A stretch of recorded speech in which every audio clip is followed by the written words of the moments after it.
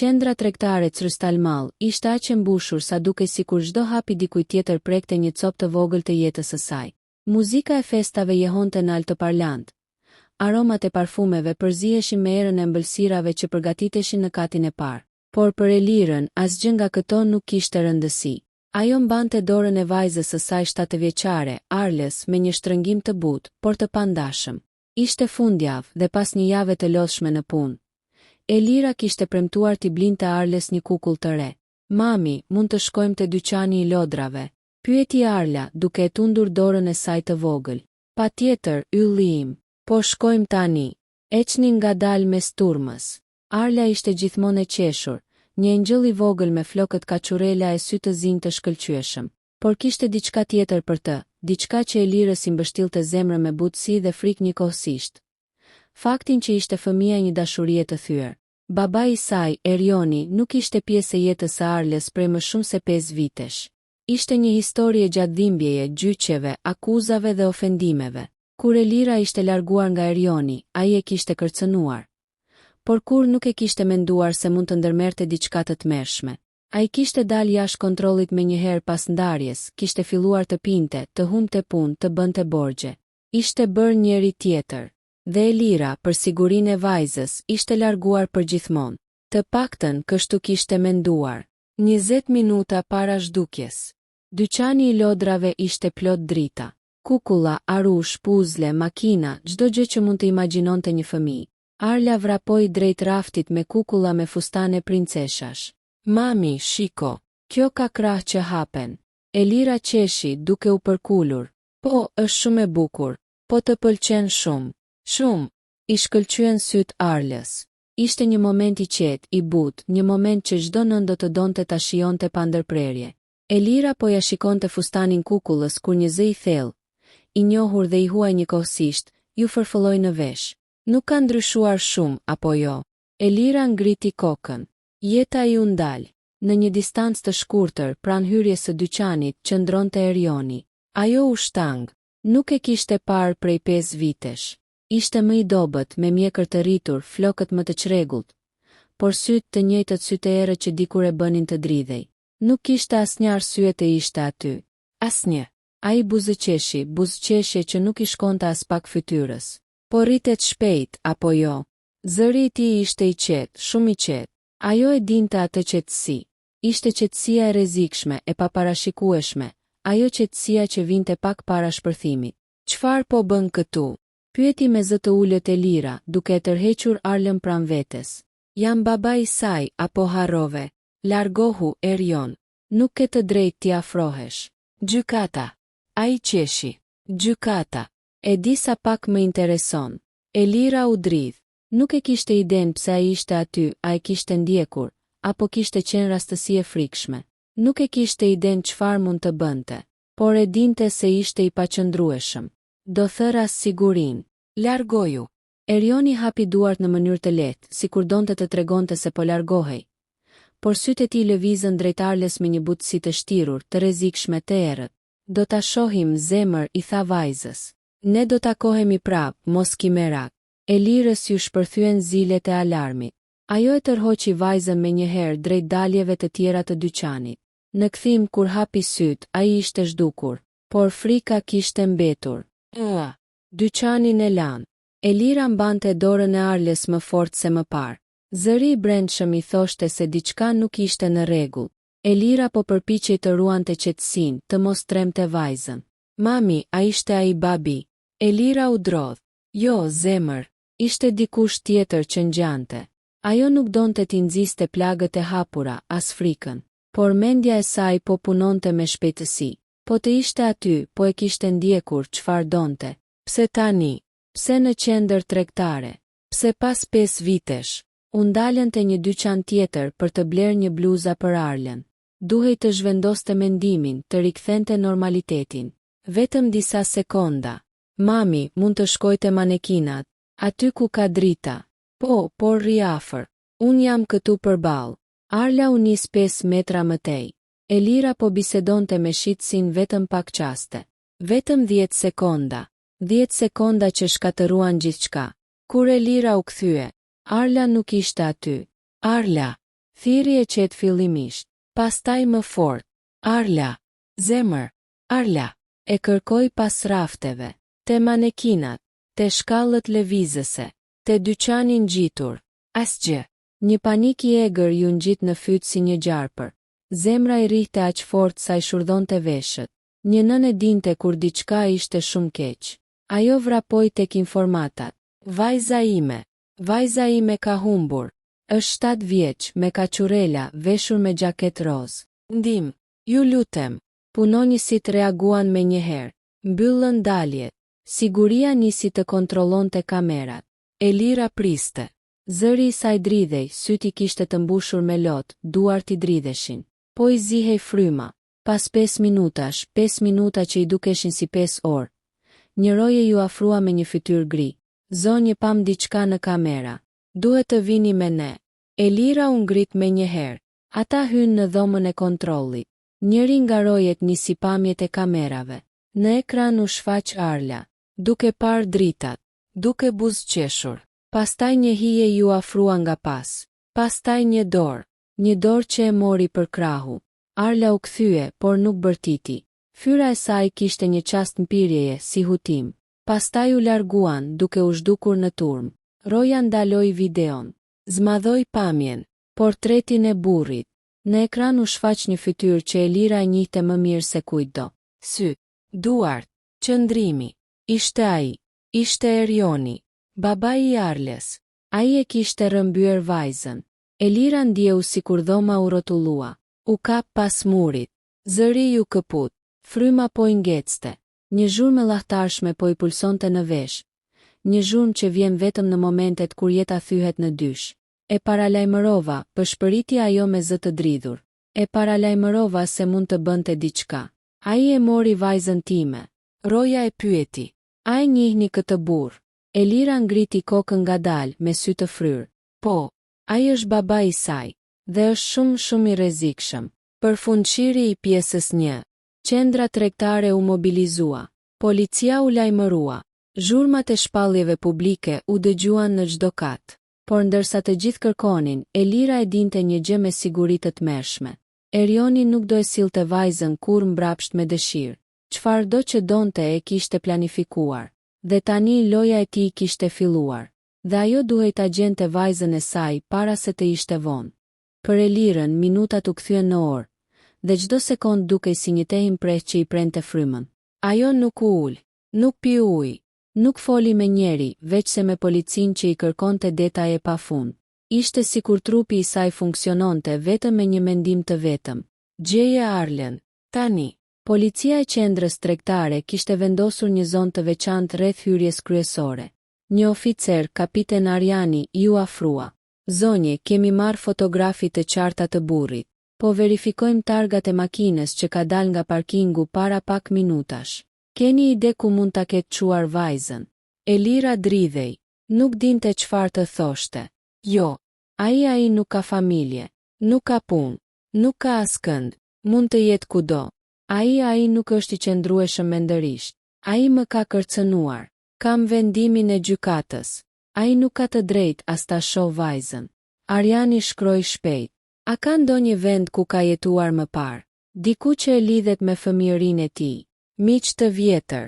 Shtëpi të lëna për gjysmë. Kushërinj. Elira tronditi kokën. Nuk ka kurfar kontaktësh. Ose kështu besoja. Në atë moment I ra telefoni. Një numër anonim. Zemra ju shtrëngua. Kapiteni e vuri re. Më jepeni. E marrim ne. Jo. Tha Elira instinktivisht. Është ai. Ajo hapi telefonin me duar që I dridheshin. Eli, zëri I Erionit u dëgjua I butë, I çuditshëm, po thua I qetë. Elira u drodh. Kapiteni afroi pajisjen e regjistrimit. Ku është Arla? Çfarë I ke bërë? Bërtiti ajo. Ai qeshi. Qeshja e tij ishte shpifur, e ulët, me një lloj kënaqësie të sëmurë. Mos u shqetëso, zemër. Vajza është mirë. Të siguroj. Nuk I mungon asgjë. Madje, po të them të drejtën, më ka munguar shumë. Erion, dëgjo, mos bëj budallallëqe. Lëre vajzën. Nuk ka pse të vuaj ajo. Flasim për gjithçka. Të lutem. Ti shkatërrove jetën time, Elira, tha I me ton të akull. Ti ma more vajzën, ma more gjithçka. Dhe tani është koha ti marrësh frytet. Telefonata u ndërpre. Elira bërtiti. Ai e ka marr vajzën time. Ai do të bëj diçka. Duhet ta gjeni, ju lutem. Kapiten Arjani ngrihti duart për ta qetësuar. Po e gjurmojmë. Foli vetëm 21 sekonda. Por kjo është e mjaftueshme për të triangulluar antenën. Mund të na duhet pak kohë. Nuk kemi kohë. U lëriti Elira. Ai është i rrezikshëm. E dim, por duhet të veprojmë me kujdes. Nëse shtyjmë, mund të bëj akoma më keq. Ai nuk e kuptonte. Elira e njihte Erionin më mirë se çdo kush. E dinte se kur ai prekte fundin, nuk kishte kufi. Ai ishte bërë dikur i ëmbël, fjalëbut, i dashur, por kur rënuar moralisht, ishte shndërruar në një njeri të paparashikueshëm. Dhe Arla ishte në duart e tij. 2 stacionin e policisë. Pas një ore, ata e morën Elirën në komisariat. Dhoma e intervistimit ishte e ftohtë, gri, me një tavolinë të vetme dhe 3 karrige. Policia kishte nevojë për detaje. Çdo fjalë, çdo kujtim, çdo gjë që mund të lidhej me Erionin. Çfarë natyre marrëdhënie keni pasur? Pyeti një hetuese, Aurora, një grua me sy të mprehtë. Ne jemi ndarë kur Arla ishte 2 vjeç. Ai pinte shumë. Humbiste kontrollin. Bënte borxhe. Më kërcënonte, më ndiqte natën, më telefononte në punë, derisa kërkova urdhër mbrojtjeje. Pastaj u largova nga Tirana. Aurora shkroi. Ka një dosje të madhe të sjelljes së tij dhe një urdhër të paplotësuar riedukimi me detyrim. A e dini nëse ka qenë i dhunshëm me ndonjë tjetër? Po, ka qenë. Me shokët e tij, me punëdhënësit, me këdo. Kur pi, ai humbet kontakt me realitetin. Bëhet paranoja. Kapiten Arjani shtoi.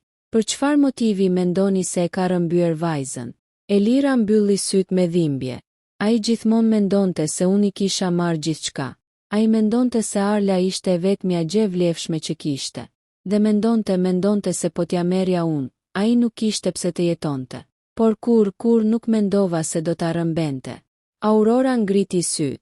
Zakonisht rrëmbimet e prindërve ndjekin 3 motive. Hakmarrje ndaj ish partnerit, dëshirë për kontroll, tentativë për aratisje të përhershme me fëmijën. Ai është i aftë për të gjitha 3, tha Elira me zë të thyer. Ky ishte problemi. Ai nuk kishte logjik. Ai kishte vetëm dhimbje. Dhe dhimbja e shpinte drejt marrëzisë. 3 videot e dyta. Teksa Elira ishte në stacion, një oficer vrapoi drejt dhomës së intervistimit.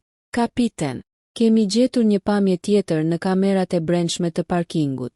Arjani ngriti vetullat. Çfarë lloj pamje? Në hyrje të parkingut në nivelin 2, pak para se të largohej, ai ndaloi për rreth 40 sekonda. Pastaj dikush ju afrua. Kush? Pyeti me njëherë Elira. Një grua. Nuk e dim kush është. Fytyra nuk duket mirë, por i jep diçka. Një pako. Pastaj largohet me nxitim. Elira shtangu. Çfarë pakoje? Kush është ajo? Ai nuk ka askënd. Aurora shikoi videon shpejt. Pamja ishte errët, por e qartë sa për të parë silueta. Një grua rreth të 30-tave i afrohej Erionit. I jepte një qese të vogël të zezë dhe largohej. Mund të jetë ndihmësja e tij, tha Aurora. Ai nuk i ka bërë vet planet. Ka dik tjetër me të. Elira ndjeu një ftohtësi të mprehtë në stomak. Kushdo që është ai po ndihmohet. Nuk është vetëm. Ky ishte alarmi i parë serioz. 4. Telefonata e dytë. Në orën 20:14 telefoni i Elirës rasërish. Ekrani pa numër. Kapiteni i dha shenjë. Hapeni. Ne po dëgjojmë. Elira hapi telefonin. Zëri i Erionit ishte më i frymëzuar se më parë. I acaruar. Po kërkon shumë, Elira. Shumë. Sa po pash një patrull. Po më ndiqni.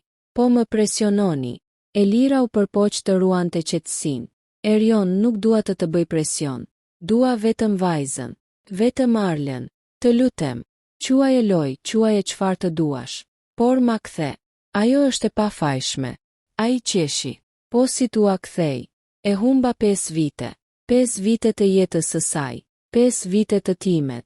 5 vite ku ti rrite, ndërsa unë u fundosja. Tani dua kohën time.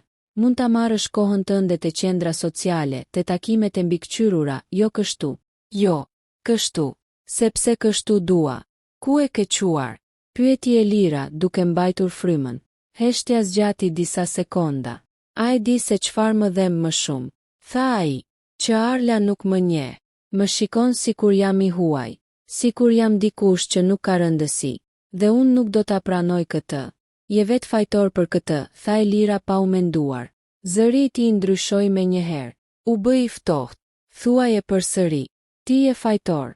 Jo unë. Një heshtje akulli. Pastaj zëri i tij u ul, i mbushur me mlef. Nëse më flet kështu prap, nuk e di çfarë bëj. Mos e harro, Elira. Jam me vajzën tonë. Telefonata u ndërpre. Elira u mbështet te tavolina. Trupi i saj dridhej. Lotët i ran pa kontroll. Çfarë bëra? Çfarë thash? Ai mund të çmendet. Mund të. Qetësohun i ndërhyri Aurora. Nuk është e sigurt që do dëmtoj vajzën. Nuk kemi asnjë shenjë për këtë. Po analizojmë fjalët e tij. Ai është i paparashikueshëm. Bërtiti Elira. Ju nuk e njihni. Ej.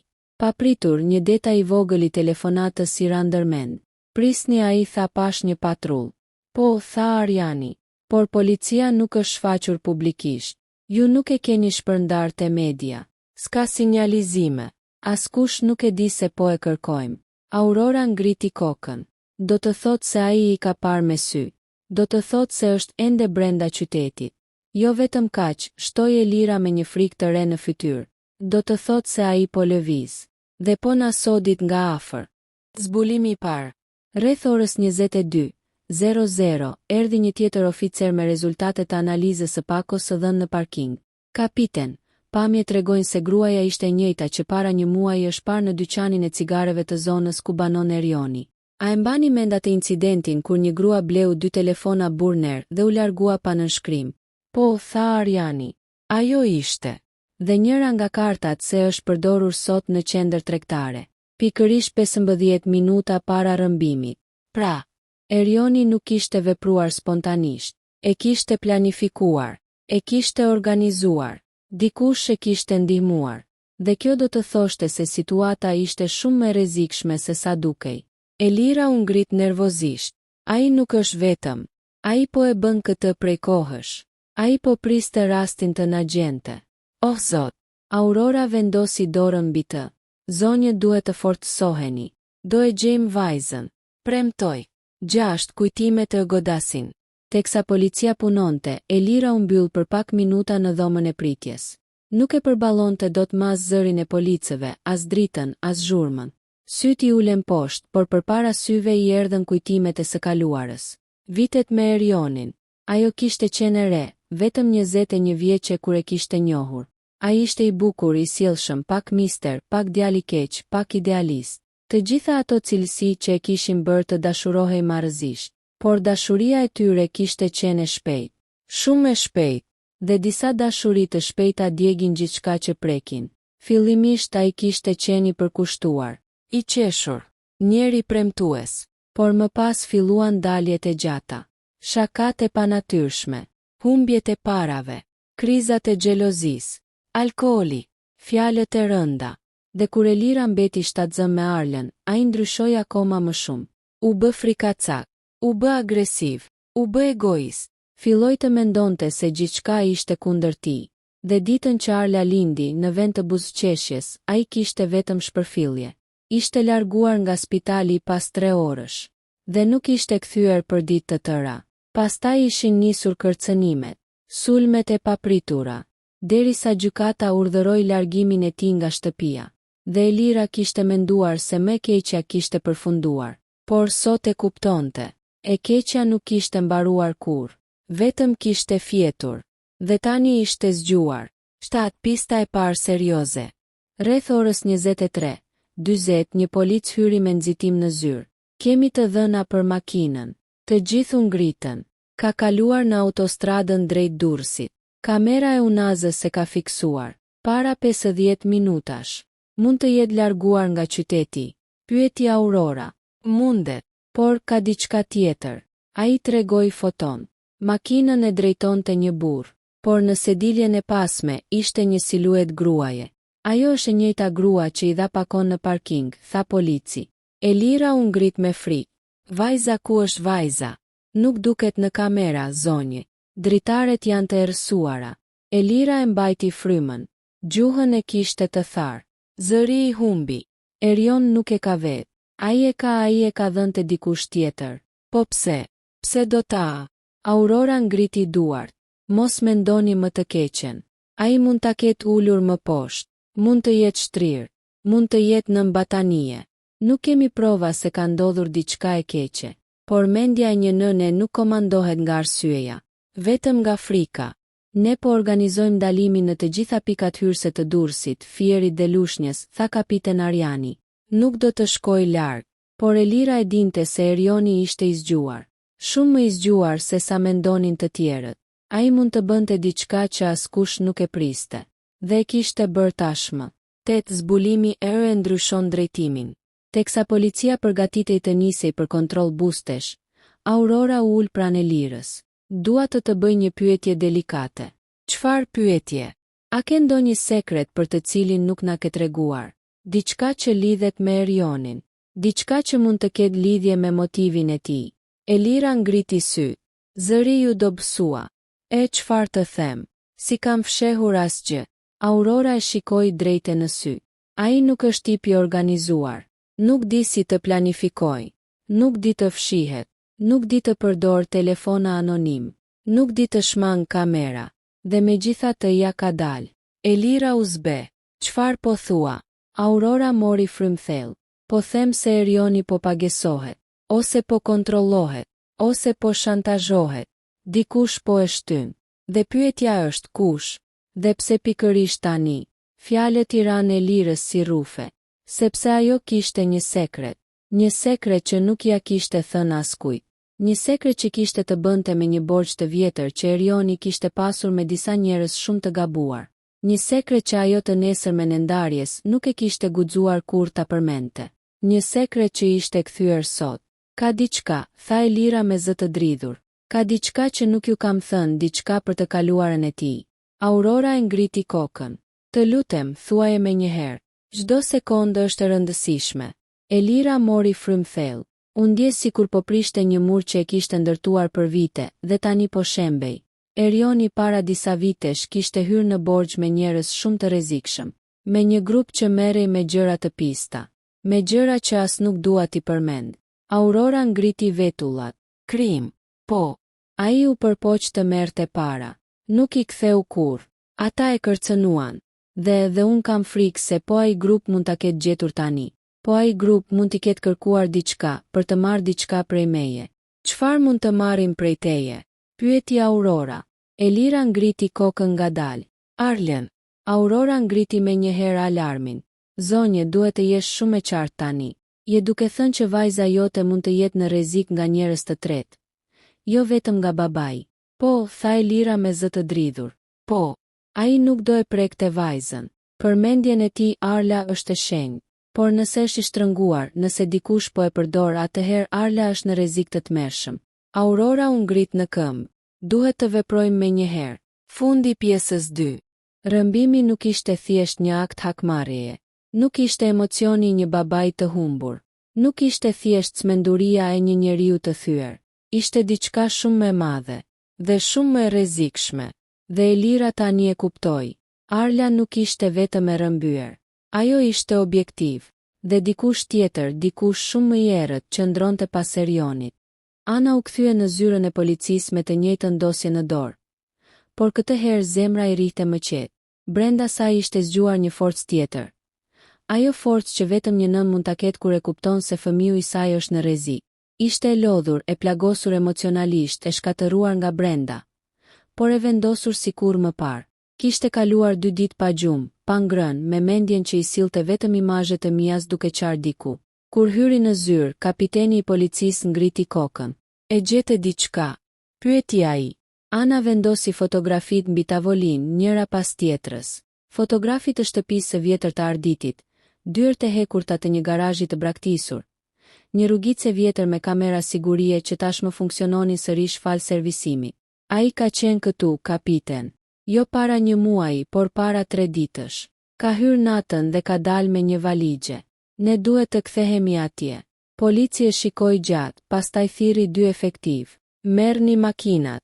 Nisemi tani. Ana nuk foli, thjesht mori çantën dhe ndoqi. Rruga fundit.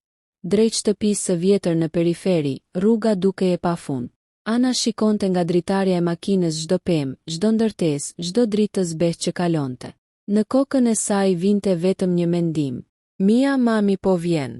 Kur mbërritën, policët u shpërndan me njëherë. Disa kontrolluan pjesën e pasme të shtëpisë, disa garazhin, disa trokitën në përdyer të bëra me derasa të kalbura. Ana, megjithatë, u ngjit në katin e dytë të shtëpisë së braktisur. Atje ku dikur kishte pasur një dhomë të vogël të vizatuar me ngjyra shumë vjeçare nga vetë arditi. Ishte vendi ku ai kalonte shumicën e kohës.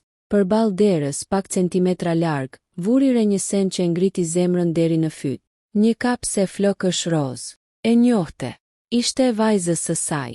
Mia e kishte vënë atë mëngjes, para se të shkonin në qendrën tregtare. Ana e mori në dorë dhe ndjeu një pickim të fortë në gjoks. Ishte këtu. Ishte pikërisht këtu, përshpëriti ajo. Kapiteni u afrua pas saj. A je e sigurt? 100. E njoh. Kjo është e Mias. Polici dha urdhrin e radhës. Kërkojeni zonën deri në 10 kilometra larg. Ai është ende këtu diku. Një video e ro. Pikërisht kur grupi ishte gati të largohej, një polici rivrapoi drejt kapitenit. Shef. Një prej kamerave në hyrjen e fshatit ka regjistruar një makinë të errët duke kaluar të premten në mëngjes. E njëjta kohë kur vajza u zhdu. Ana zgjati qafën për të parë laptopin. Në ekran një makinë e zezë me xhama të zinj kalonte shpejt. Kishte një diçka të njohur. A mund të zmadhosh targën? Tha ajo. Polici u mundua, por imazhi ishte i turbull. Megjithatë, një pjesë e targës ishte e dukshme. TR 54. Ana ngriti dorën gojës. Është makina e arditit. Zëri i saj u thye. Kapiteni i policisë dha direkt urdhrin. Nisemi. Ai ka marrë rrugën e maleve. Kërkojeni makinën në çdo pikë daljeje. Ana u fut në makinën e policisë. Syt i shndrisnin tashmë nga një lloj frike e re, frika e takimit. Ndjekja në përmale. Rrugët e ngushta dhe të dredhura të maleve të Shqipërisë e bënin ndjekjen të rrezikshme. Disa herë makina duhej të ndalte nga errësira e plot.